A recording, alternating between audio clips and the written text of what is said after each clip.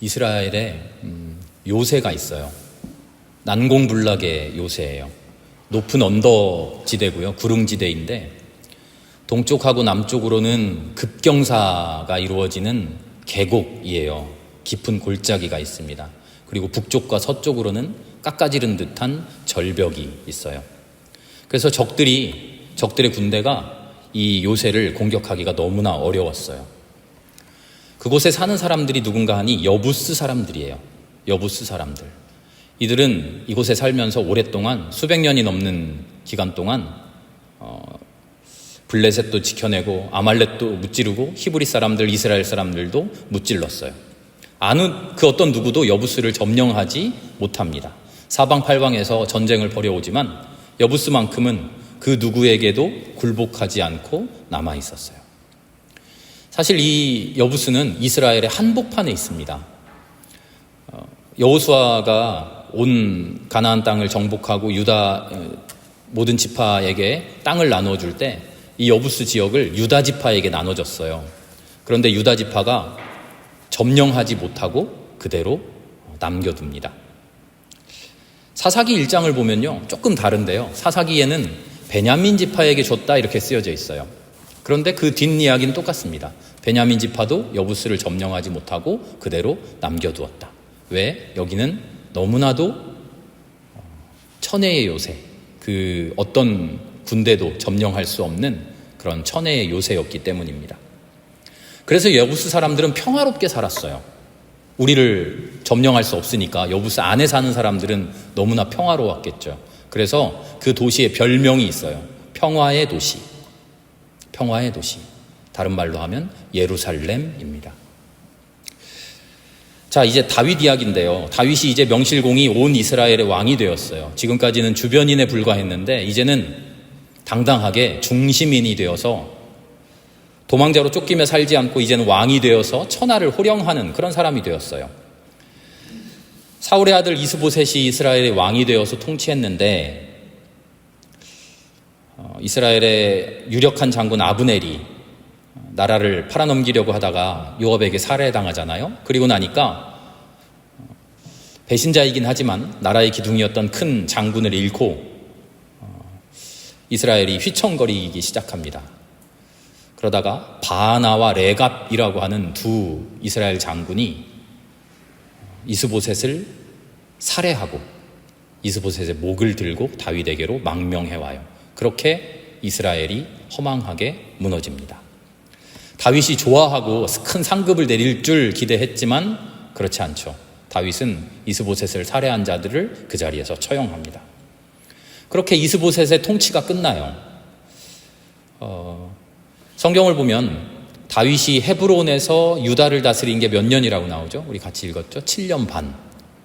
7년 반. 그런데 이스보셋의 통치는 2년이에요. 다윗이 온 이스라엘의 왕이 된 것은 7년 반 이후니까요. 이스보셋이 죽고 난 이후에 한 5년 반 정도의 공백이 있어요. 이 공백기, 이 혼란기를 지내면서 북이스라엘의 모든 지파들이 점점 깨닫게 된 겁니다. 하나로 마음이 뭉쳐져요. 다윗이 유다의 왕이지만 우리하고는 좀 반목했지만 그래도 전체적으로 우리가 다 한 민족인데 온 이스라엘을 유다가 다윗이 통치하는 게 좋겠다. 이런 어떤 합의에 이르게 된 거죠. 온 여론이 다윗에게로 돌아간 거죠. 한 5년 반 정도의 시간이 걸렸나 봅니다. 그래서 이제 다윗에게 온 지파 장로들이 찾아와서 다윗을 온 이스라엘의 왕으로 삼게 되는 장면입니다. 그렇게 다윗은 헤브론에서 유다의 왕이 되어서 7년 반 동안 통치하고 이제 온 이스라엘의 왕이 되어서 33년을 더 통치하게 됩니다. 이제 다윗에게는 새로운 수도가 필요했어요. 지금 다윗 왕국, 유다 왕국의 수도는 헤브론이에요. 헤브론인데 헤브론은 지리적으로 너무 남쪽에 치우쳐져 있고요. 전통적으로 유다의 핵심 지역이기 때문에 통일 왕국의 수도로 삼기에는 편파적이에요. 그래서 전체 이스라엘을 다스리는 새로운 도시를 다윗은 찾기 시작했어요. 북쪽 지파와 남쪽 지파를 연결하는 지리적으로도 중심 가운데 있어야 되고요. 유다에도 속하지 않고 이스라엘에게도 속하지 않는 중립지역, 정치적으로 중립지역. 그런데다가 나라의 수도니까 적들을 방어하기에 좋아야 되잖아요. 바로 그곳이 여부스였어요. 이스라엘과 유다의 경계지역에 딱 있어요. 지금까지 이스라엘이 한 번도 점령하지를 못해서 유다도 아니고 이스라엘도 아니에요. 정치적으로 중립지예요. 게다가 여부스가 어디라 그랬죠? 천혜의 요새. 군사적으로 너무 좋은 자리예요. 다윗은 바로 이곳 여부스를 새로운 통일된 왕국 이스라엘의 수도로 삼기로 합니다. 오늘 말씀의 6절부터 이어지는 말씀이 이 여부스를 점령하는 이야기죠. 여부스가 몇백 년 동안 한 번도 점령당하지 않았다 그랬잖아요. 다윗이 공격해 오는데 여부스 사람들이 두려워했을까요? 아니에요. 이번에도 우리는 충분히 막아낼 수 있어. 자만했는지 오만이었는지는 모르겠습니다만 전혀 무서워하지 않아요. 그리고 오히려 다윗을 조롱합니다. 뭐라고 조롱하는가 봤더니 6절 말씀에 눈먼 사람이나 다리 저는 사람도 너를 물리칠 수 있겠다 이렇게 말해요. 눈먼 사람이나 다리 저는 사람도 너를 능히 물리치겠다. 전쟁 우리 사극 같은 데 보면 서로 군대가 마주서서 진을 치고는 서로에게 막 욕을 하면서 화를 돋구잖아요. 전쟁하기 전에. 지금 그런 말을 던지는 겁니다. 눈먼 사람이나, 지금 성경이니까 눈먼 사람이나 다리 저는 사람도 이렇게 좀 점잖겠었지 아마 욕을 했을 겁니다. 비하하는 말로. 뭐라 그랬을까요? 장님이나 비하 안 좋은 말을 했겠죠. 그런데 이 말은요, 그냥 비하하는 말이 아니라 이스라엘의 민족을 비하하는 말이에요. 이스라엘 민족을 약올리는 말이에요. 다리 저는 자, 눈먼 자. 누굴까요? 다리 저는 자 하면 혹시 생각나는 사람 있습니까?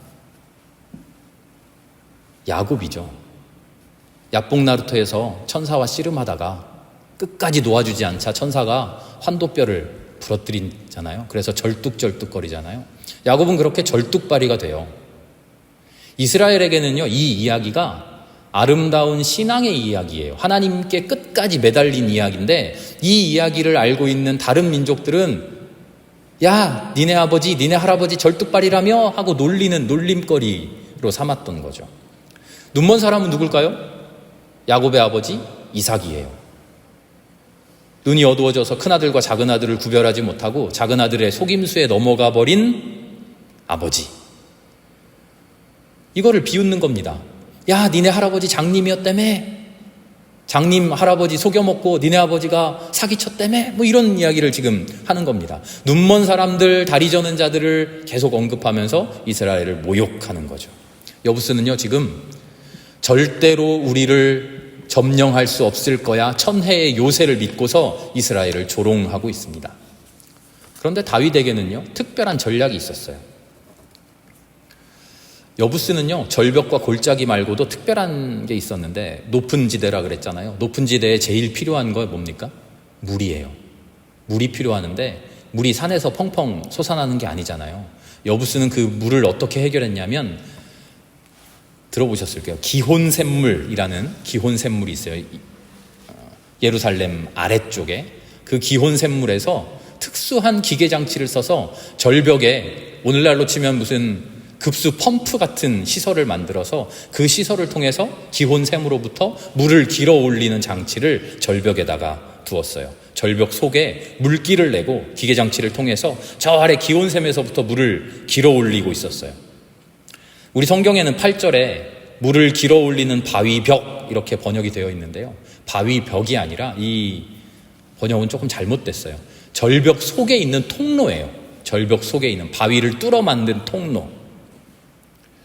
커다란 수도관이죠. 난공불락인 여부스를 도저히 점령할 방법이 없었는데 다윗은 바로 이 수로, 이 물길, 수도관을 생각해낸 겁니다. 이 수도관을 통해서 군대를 성 안으로 들여보내죠. 그 이후의 전쟁에 대한 자세한 설명은 없습니다만 여부스 사람들도 다윗의 이런 작전을 전혀 예상하지 못했던 것 같습니다. 다윗은 손쉽게 여부스를 점령합니다. 여부스의 이름을 다윗성이라고 이름을 바꿔 부르고요. 성을 새로 쌓고 궁궐을 짓고 이스라엘의 수도로 삼죠. 그렇게 다윗의 새로운 시대가 여부스에서, 이스라엘에서 시작됩니다. 이 이야기 하이라이트는 10절이에요. 10절 말씀, 만군의 주 하나님이 다윗과 함께 계심으로 다윗이 점점 강대해 갔다. 강대해 갔다.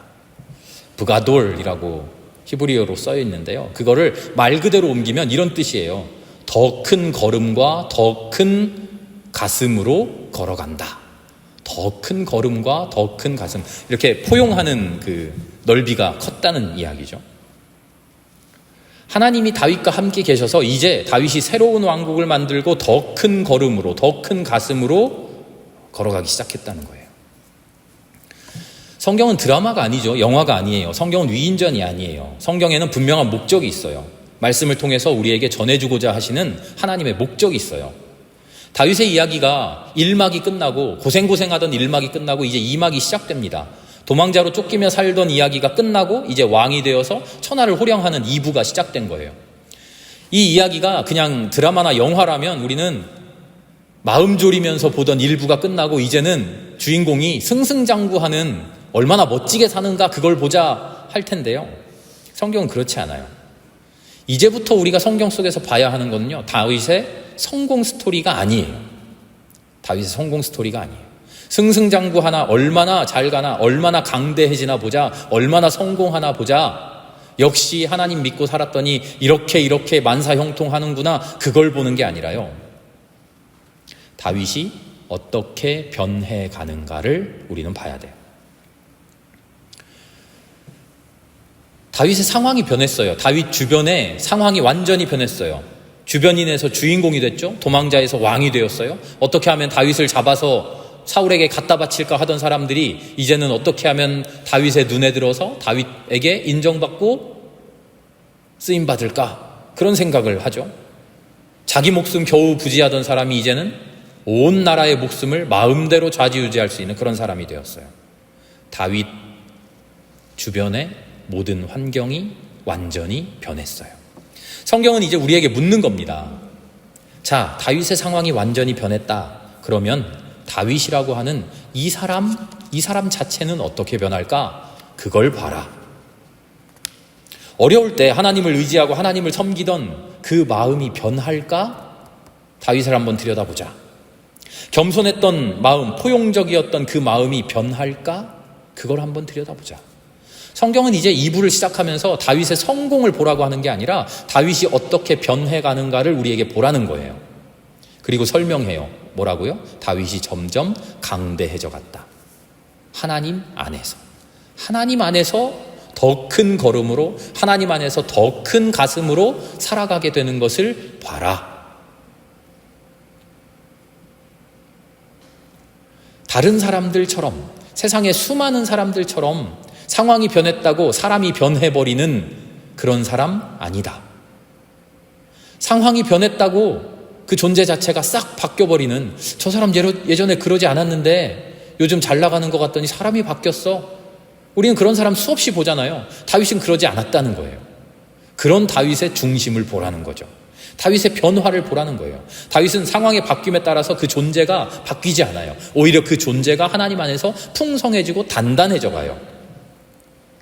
사울의 오랜 적대감, 사울의 오랜 핍박에도 스스로 비참해지지 않았어요. 그랬기 때문에 자기에게 힘이 주어졌을 때도 누군가에게 적대감, 공격, 화 발산하지 않아요.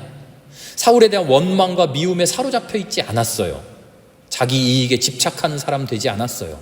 그래서 자기에게 온갖 권력이 주어졌을 때도 그 권력을 사사로이 사용하려 하지 않아요. 자신의 업적과 자신의 명성에 빠져버리지 않아요. 나태해지지도 않아요. 사사로운 애정과 감정으로 탈선해버리지도 않죠. 오히려 다윗은 자신의 주변에 변한 상황을 가지고 자기 스스로를 거룩한 삶으로 변형시켜가요. 하나님 섬기는 일을 더욱더 열심히 하고요, 하나님의 뜻대로 살아가는 일을 더욱더 굳세게 하고요, 하나님의 마음으로 세상을 돌보는 일을 이제 합법적으로 더 제대로 하기 시작하는 거죠. 바로 그게 다윗의 더 큰 걸음과 더 넓은 포용이죠.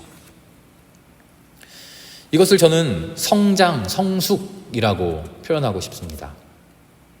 성장하고 성숙하는 사람은요, 새로운 비전으로 나아가는 사람이에요. 이스라엘과 유다가 반목하고 서로를 미워하고 갈라졌어요. 그래, 옛날부터 이스라엘하고 유다하고 전통적으로 사이가 안 좋았는데 이제 완전히 딴 나라가 됐으니 자, 어쩔 수 없지, 유다나 잘 다스리자, 이러지 않았어요. 다윗은 한 나라 통일된 민족을 소망하고 비전을 품었죠. 아무도 다가가지 못하고 회피하던 여부스, 저기는 점령할 수 없다고, 저기는 우리의 땅이 아니라고 포기해버렸던 여부스를 다윗은 오히려 새로운 통일 왕국의 수도로 그리고 그 비전을 세웠어요. 이런 성장과 이런 성수, 다윗을 통해서 다윗 한 사람의 성장과 성숙이 아니라 다윗이 이끄는 온 이스라엘의 성장과 성숙으로 나아갔고요. 다윗이 이끄는 이스라엘이라고 하는 나라의 성장과 성숙으로 나아가고요. 다윗이 주도하여 인도하여 나가는 신앙, 종교의 성장과 성숙으로 나아가죠. 그리고 보면 이것은 한 인간의 성장이 아니고요. 한 인간의 성숙이 아니에요. 다윗이라고 하는 사람 속에 역사하시는 하나님의 역사에 하나님의 임재하심의 성장이고 하나님의 역사하심의 성숙이에요. 바로 이런 일이 우리의 삶에도 똑같이 일어나야 돼요. 우리가 복음을 듣고요, 복음을 믿고 하나님의 사람 되고 하나님의 구원받아 새 삶을 살아갑니다 라고 고백할 때 우리 안에서 하나님께서 행하시는 하나님의 역사가, 하나님 나와 함께 해주시는 하나님의 구원의 역사가 우리의 전 인격을 다해 새로운 존재로 인도해 가시는 일이 이루어지는 거죠.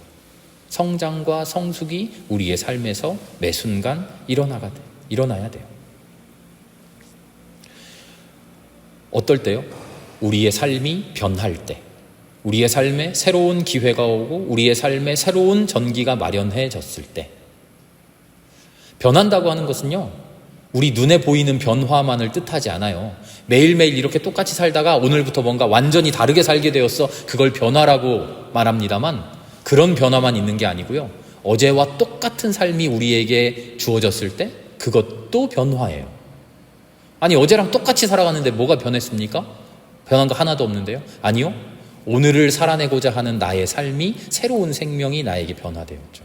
나에게 새로운 도전이 찾아오는 거예요. 어제와 똑같이 살겠습니까?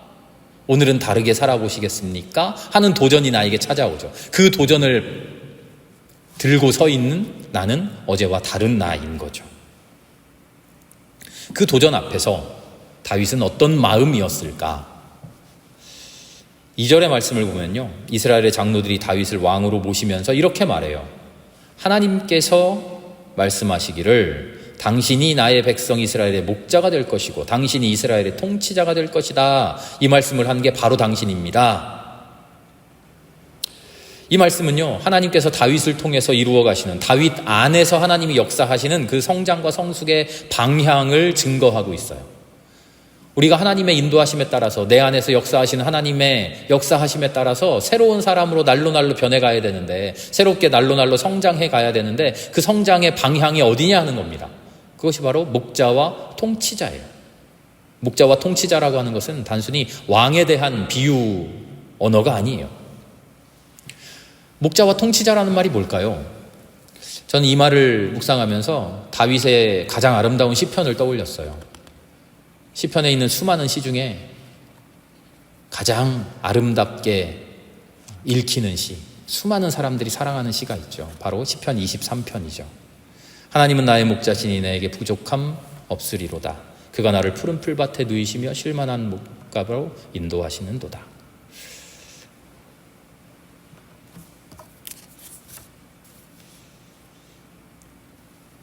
이 시는요, 하나님께서 다윗 안에 임재하시면서 하나님 안에서 하나님이 다윗 안에 역사하셔서 하나님의 섭리를 보여주는, 그 하나님의 섭리를 경험한 다윗의 고백이에요. 하나님이 다윗을 봤어요. 다윗이 하나님을 봤어요. 어떤 하나님을 봤습니까? 목자가 되어주셔서 나를 인도해 주시는 하나님, 나를 온전히 통치해 주시는 하나님을 봤어요. 그 하나님을 경험했어요. 단순히 하나님을 아는 지식이 그에게 생기는 게 아니라 하나님을 만나고 경험했어요. 막연한 추상적인 상상이 아니라 일상 속에서 하나님을 만나는 친밀한 임재를 경험했어요. 그 경험을 통해서 다윗이 성장하고 성숙되었어요. 다윗이 이제 고백하는 겁니다. 나는 하나님이 나의 목자 되어 주심과 하나님이 나를 통치해 주심을 내가 받고 경험했다. 바로 그런 하나님의 목자 되신 모습을 따라 내가 살아야겠구나. 하나님의 통치하시는 통치자 되신 모습을 따라 내가 이 세상을 살아가야겠구나. 하나님이 우리에게 보여주신 하나님의 모습을 다윗이 경험하고 그 모습을 나의 삶으로 살아내는 것, 나의 삶으로 드러내는 것, 그것이 다윗이 보여주는 가장 아름다운 성장과 가장 아름다운 성숙의 모습이었던 거죠. 매일매일 변하는 나의 삶의 변화 앞에서 하나님 나를 통하여 이루어주셨던, 하나님 나를 통하여 보여주셨던 하나님의 섭리의 모습을 깨닫고 그 모습을 나의 삶으로 드러내려고 노력하는 다윗. 이게 이제 2부에서 다윗 이야기 2부에서 우리가 눈여겨보아야 하는 중요한 주제입니다. 다윗은 자신의 삶 속에서 하나님을 어떻게 드러내려고 했는가? 그러면서 성경은 항상 우리에게 질문합니다. 당신은 당신의 삶에서 어떤 하나님을 경험했습니까? 그 하나님 경험이 그저 하나님에 대한 감사와 찬양으로만 그쳐버립니까? 아니면 하나님께서 보여주셨던 하나님의 삶을 내 삶으로 살아내겠다고 그렇게 결단하고 결심하고 다짐하십니까? 우리는 그렇게 하나님과 함께 새로운 존재로 거듭나야 되는 사람들입니다. 다윗과 같은 이런 극적인 변화는 우리의 삶에 쉽사리 찾아오지 않습니다. 그러나 하나님은 매일매일 매순간 우리에게 새로운 변화로 함께 하십니다. 그리고 물으십니다. 내가 너와 함께했던 그 순간 너 경험했지? 내가 너와 함께했던 그 순간 그것을 느끼고 알아차리고 그것을 감사했지? 그것을 이제 삶으로 어떻게 만들어낼 것이냐? 어떻게 성장하고 어떻게 성숙하는 사람 될 것이냐? 어떻게 하나님을 닮아가는 사람 될 것이냐? 어떻게 그리스도의 십자가를 아름답게 질 것이냐? 주님은 성경 속에 있는 모든 이야기를 통해 우리에게 그렇게 묻고 계십니다. 하나님이 내 안에서 이루어 가시는 온전한, 전혀 새로운 완전한 변화, 그 앞에서 온전히 새로워지는 저와 여러분 모두가 될 수 있기를 기도합니다.